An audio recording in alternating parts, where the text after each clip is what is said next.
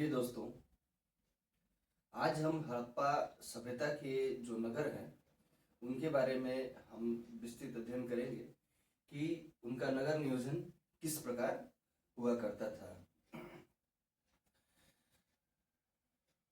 आप लोग देखिएगा कि हड़प्पा सभ्यता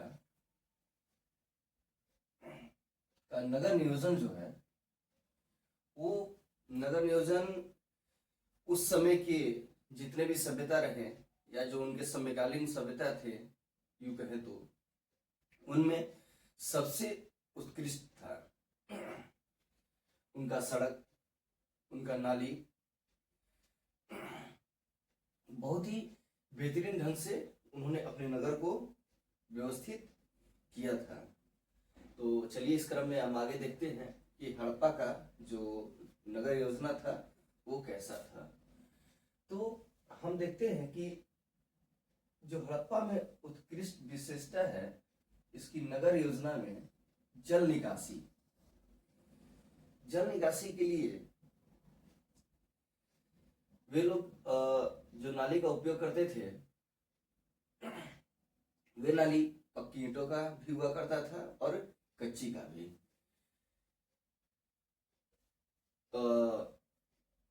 जल निकासी में एक मेन होल हुआ करता था, मतलब जल निकासी का जो साधन था वो एक मेन होल से जुड़ा हुआ था।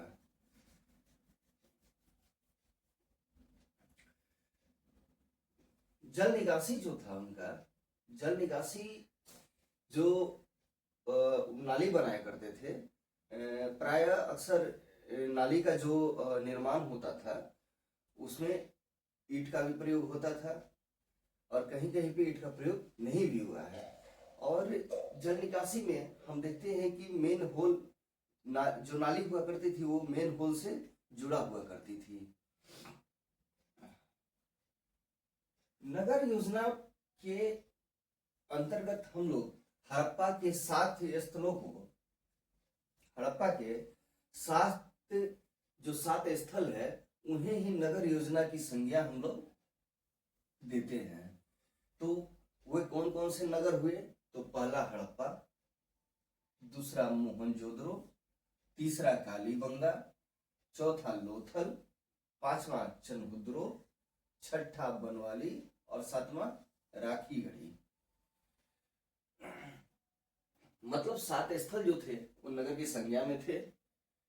अब हम देखते हैं कि जो इनकी हड़प्पा में जो सड़क बना हुआ करता था, सड़क एक दूसरे को समकोण पे काटती थी। क्या करती थी? समकोण पे काटती थी।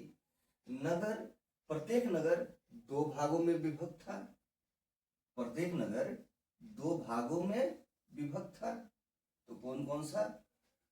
पूर्वी और पश्चिमी। तो हम इसके बारे में यहाँ पे विस्तृत चर्चा करते हैं कि जो पूर्वी टीला हुआ करता था और पश्चिमी टीला, तो पहले की क्लास में भी हम बता चुके हैं कि पूर्वी टीला जो हुआ करता था वो नगर हुआ करता था और पश्चिमी टीला जो था वो दुर्ग था।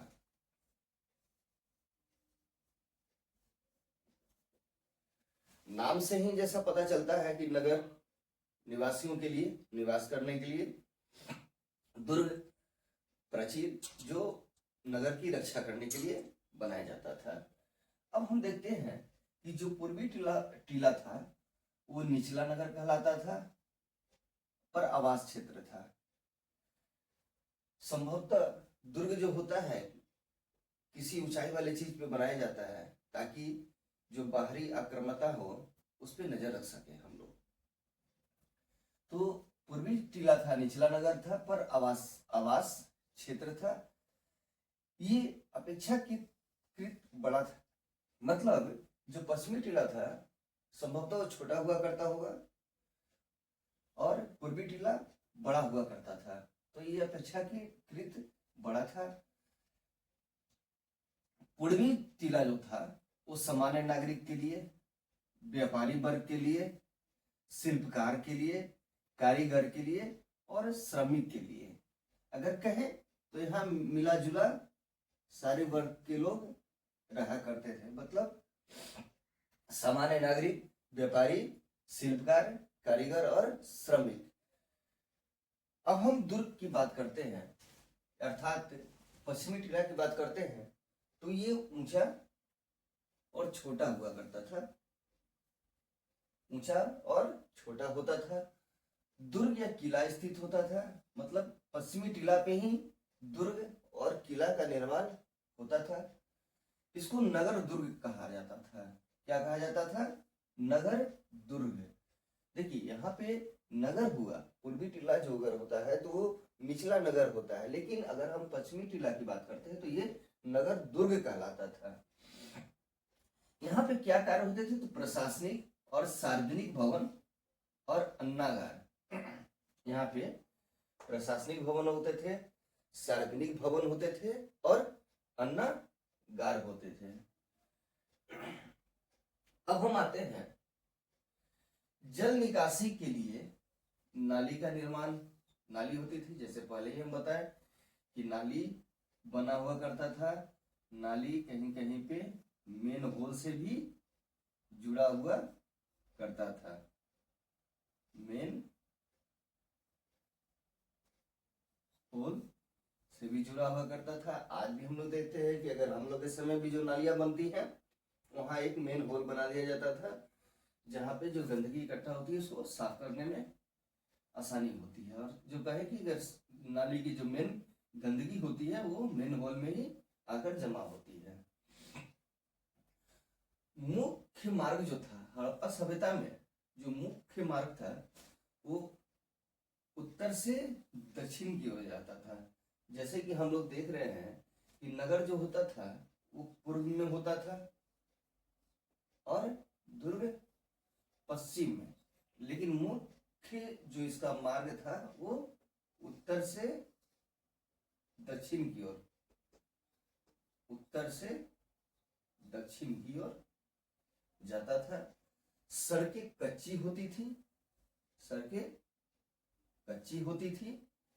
मकान में जो मकान का हड़प्पा सभ्यता में निर्माण होता था उसमें कहीं कहीं पे पक्की ईंटों का एवं बिना पक्की ईंटों का भी निर्माण, बिना पक्की ईंटों के भी निर्माण मकान का हुआ करता था। अर्थात पक्की ईंट और बिना पक्की ईंट का प्रयोग होता था। मकान बहुमंजिला भी होते थे, मकान बहुमंजिला होता था। सभी नगरों के मकानों के मुख्य द्वार बगल की गलियों में खुलते थे। जो हड़प्पा में जो मकान का निर्माण होता था उनका जो मुख्य द्वार होता था वो बगल के गलियों में खुलते थे, लेकिन लोथल इसका अपवाद है। लोथल का जो मुख्य द्वार था वो मुख्य सड़क पे खुलता था।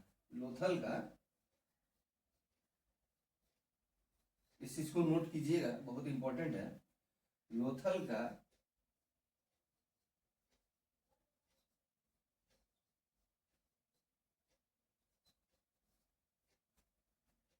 मुख्य द्वार की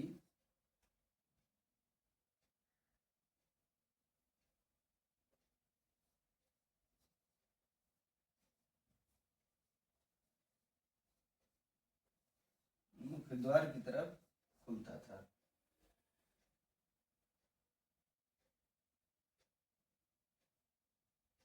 मतलब मकानों के जो दरवाजे होते थे वो बगल की गलियों की ओर खुलते थे, लेकिन लोथल जो था वो लोथल का क्या होता था? दरवाजा, मुख्य द्वार जो होता था वो सड़क की ओर खुलते थे। अब हम देखते हैं हड़प्पा में कि पश्चिमी टीला जो था, पश्चिमी टीला जो बना होता था वो रक्षा प्राचीर से घिरा होता था। तो जैसा कि हमने देखा कि पश्चिमी टीला में जो प्रशासनिक, अन्नागार और सार्वजनिक भवन। सार्वजनिक भवन हुआ करते थे।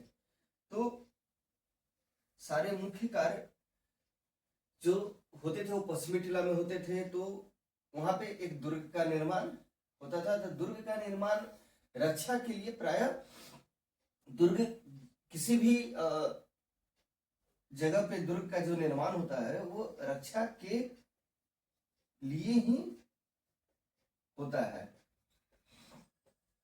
तो जो दुर्ग बनाया गया था पश्चिमी टीला में वो एक रक्षा प्राचीर से घिरा होता था। लेकिन जो पूर्वी टीला था जहां हम देखते हैं कि शिल्पकार, कारीगर, श्रमिक, सामान्य जन रहा करते थे, उस टीले में कोई भी रक्षा प्राचीर नहीं था। कालीबंगा जो कि राजस्थान में है, इसका पूर्वी टीला भी रक्षा प्राचीर से घिरा होता था। मतलब हम प्राय पाते हैं कि जो हड़प्पा सभ्यता में पूर्वी टीला है वो सामान्य जन के लिए नगर टीला होता था और पश्चिमी टीला दुर्ग टीला होता था। लेकिन हम कालीबंगा में पाते हैं कि इसका जो पूर्वी टीला था उसमें भी दुर्ग, मतलब उसमें दुर्ग नहीं कहेंगे, पूर्वी टीला भी रक्षा प्राचीर से घिरा होता था। मतलब कालीबंगा का नगर जो होता था वो भी रक्षा प्राचीर से घिरा होता था। हम बात करते हैं लोथल एवं सुरकोटदा में अलग अलग टीले नहीं मिले हैं। मतलब यहाँ कोई ऐसा टीला का निर्माण नहीं किया गया था। लोथल और सुरकोटदा, लोथल और सुरकोटदा जो है वो गुजरात में अवस्थित है। कहाँ अवस्थित है? तो गुजरात में। अब हम देखते हैं कि चंदहुद्रो जो था, जो पाकिस्तान में है, दुर्गीकृत नहीं था। मतलब चंदहुद्रो जो था, हड़प्पा में देखते हैं कि रक्षा प्राचीर मिला है, लेकिन चंदहुद्रो में दुर्ग का निर्माण नहीं हुआ था। यानी कि सिर्फ नगर टीला ही नगर ही था। आप लोगों के लिए बहुत ही इंपॉर्टेंट है, सबको नोट कीजिएगा और मेरे चैनल को सब्सक्राइब कीजिए, शेयर कीजिए और लाइक कीजिए, क्योंकि अभी आप लोगों के लिए अब अनवरत रूप से क्लास चलता रहेगा। अब हम देखते हैं धौलावीरा। धौलावीरा में जो था, धौलावीरा का जो नगर है ये 3 इकाइयों में बटा हुआ था। धौलावीरा गुजरात 3 इकाइयों में बटा हुआ था। 3 इकाइयों में बटा हुआ था। तो कौन कौन? गढ़, मध्य शहर और निचला शहर। 3 इकाई, गढ़, मध्य शहर और निचला शहर। गढ़ जो हुआ करता था वो दुर्ग हुआ करता। गढ़ होते थे उसमें राजा या शासक का निवास स्थान हुआ करता था। हड़प्पा में कुछ भवन जो है उनकी दीवारों पर प्लास्टर के साक्ष्य पाए गए हैं। अक्सर ऐसे प्रश्न पूछते हैं, इसको आप लोग नोट करते जाइएगा। मैं सबसे अच्छा टेक्निक आपको बताता हूं कि एक बार में वीडियो देख जाइए, अच्छे से समझिए, दूसरी बार जब वीडियो देखिए तो एक अपना नोट्स रखिए और हर पॉइंट को पॉज करते हुए लिखते जाइए। हड़प्पा में जो कुछ भवन मिले हैं उनके दीवार पे क्या मिला है? प्लास्टर के साक्ष्य मिले हैं। मकान बनाने में पक्की ईंटों का प्रयोग किया गया है। मतलब जो मकान बनाया जाता था वो पक्की ईंट से बनाया जाता था। और यही पक्की ईंट आपको मेसोपोटामिया में हम देखते हैं। देखिए, मेसोपोटामिया में भी पक्की ईंटों का ही प्रयोग हुआ करता था। लेकिन अगर हम मिस्र की बात करते हैं तो यहाँ धूप से सुखाई गई ईंटों का प्रयोग हुआ करता था। मतलब अगर कहा जाए कि पक्की ईंट का प्रयोग कहाँ कहाँ हुआ, पक्की ईंट का, तो एक हड़प्पा सभ्यता और प्लस मेसोपोटामिया। लेकिन अगर मिस्र की बात चलती है तो मिस्र में धूप से सुखाई हुई गई ईंटों का प्रयोग होता था। जो ईंट का आकार था वो 4-2-1 में, ईंट का जो था उसका आकार कैसा था, तो 4-2-1। अगर हम ऐसे समझें,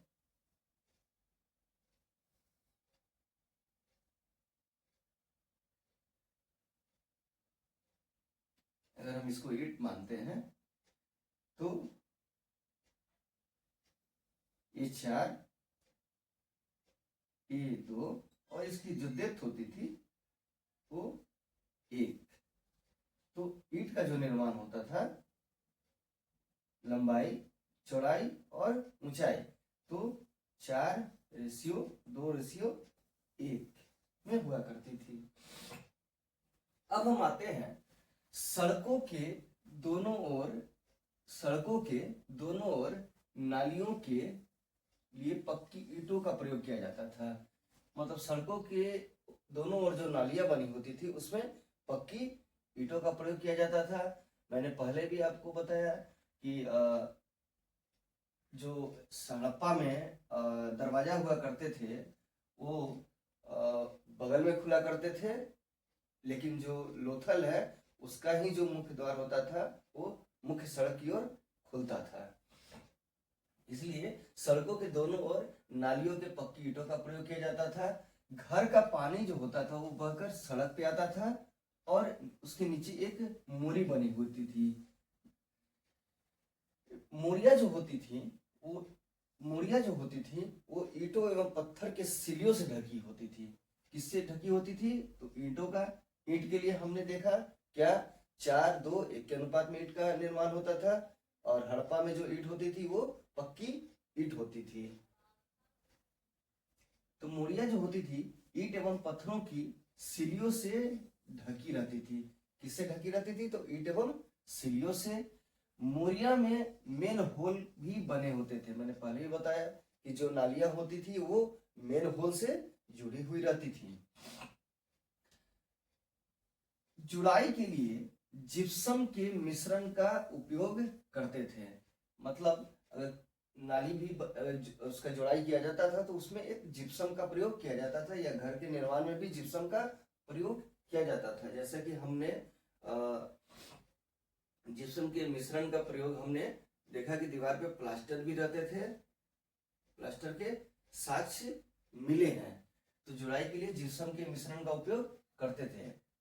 मोहनजोदड़ो जो पाकिस्तान में है, पाकिस्तान में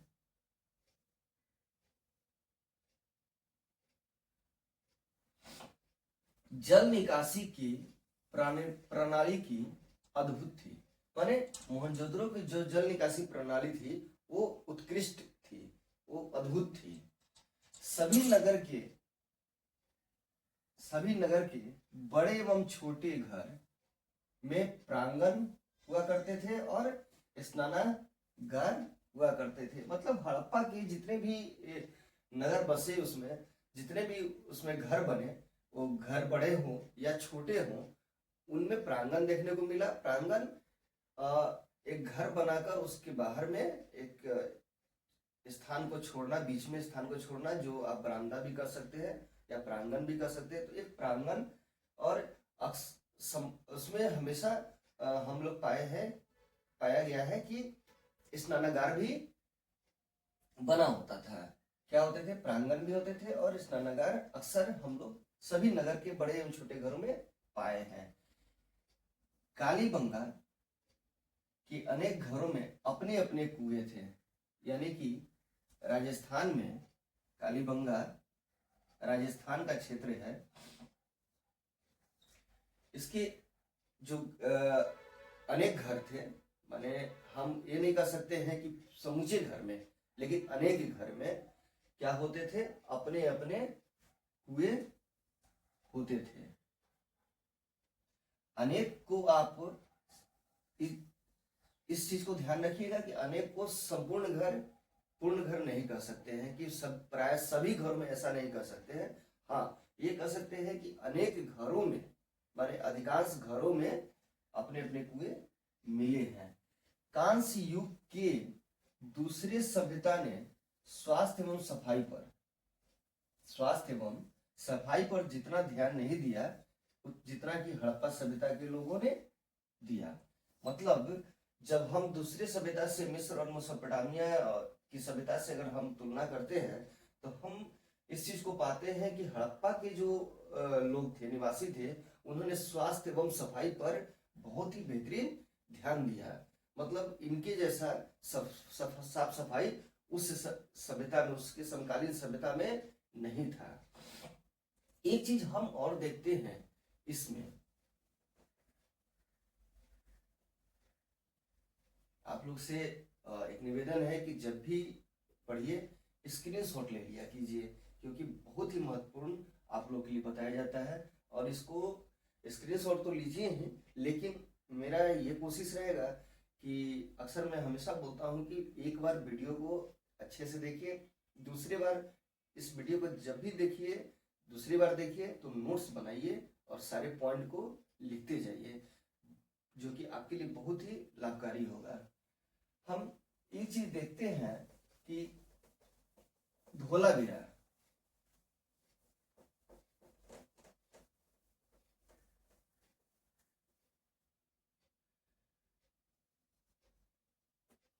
धोलावीरा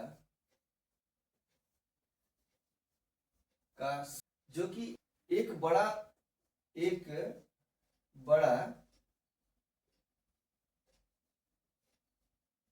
उत्कीर्ण लेख प्राप्त हुआ है,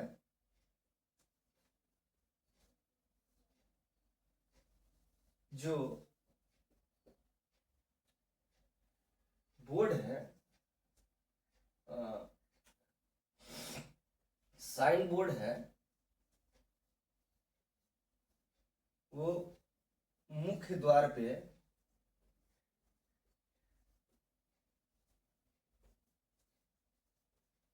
गिरा हुआ था। माने धोलावीरा से एक साइन बोर्ड मिला है, उसमें एक बड़ा उत्कीर्ण लेख प्राप्त है, जो कि गिरे हुए अवस्था में प्राप्त हुआ है। और ये कहाँ प्राप्त हुआ है? धोलावीरा, गुजरात।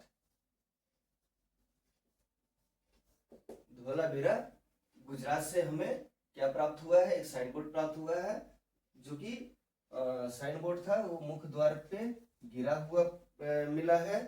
अब तक उसमें जो है, अब तक लिखावट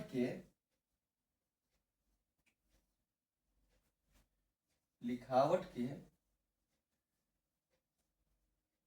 सबसे बड़े नमूने हैं, सबसे बड़े नमूने हैं उसमें। क्या चीज के? तो लिखावट के। और क्या है लेख? वो साइन बोर्ड के रूप में है। इसमें जो है जिप्सम का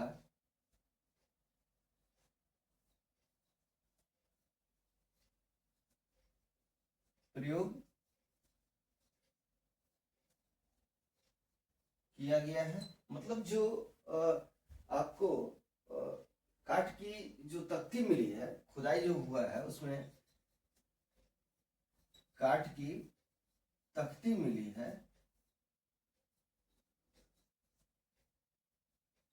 उसमें जो है चूना भरकर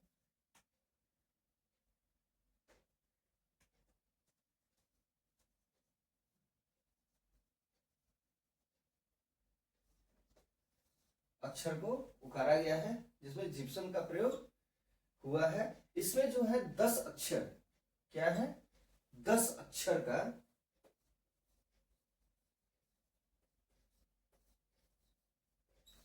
इसमें जो है 10 अक्षर का अक्षर 10 संकेताक्षर मिले हैं।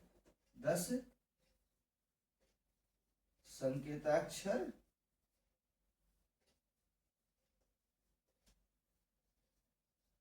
मिले हैं। अब हम इसको अच्छे से समझते हैं। धौलावीरा में एक साइन बोर्ड मिला हुआ है, जो एक बड़ा ही उत्कीर्ण लेख उसमें प्राप्त हुआ है, जो गिरा हुआ था। यह एक साइन बोर्ड के रूप में है, जो मुख्य द्वार के पास पाया गया है गिरा हुआ। सड़क के मुख्य द्वार जो होता है वहां पे गिरा हुआ प्राप्त किया गया है। अब तक जो है इसमें लिखावट के सबसे बड़े नमूने पाए गए हैं। इसमें काठ की तख्ती मिली है, जिसमें चूना भरकर यानी जिप्सम का प्रयोग करके अक्षर को उकेरा गया है। इसमें जो है 10 संकेताक्षर मिले हैं। ये जो मिला है आपको धौलावीरा से साइन बोर्ड प्राप्त हुआ है। आज का जो क्लास था वो नगर योजना पे था। आगे की क्लास में हम दूसरे टॉपिक पे चर्चा करेंगे। उम्मीद है आपको सेशन पसंद आया होगा। इसको सब्सक्राइब कीजिए, शेयर कीजिए और लाइक कीजिए। धन्यवाद।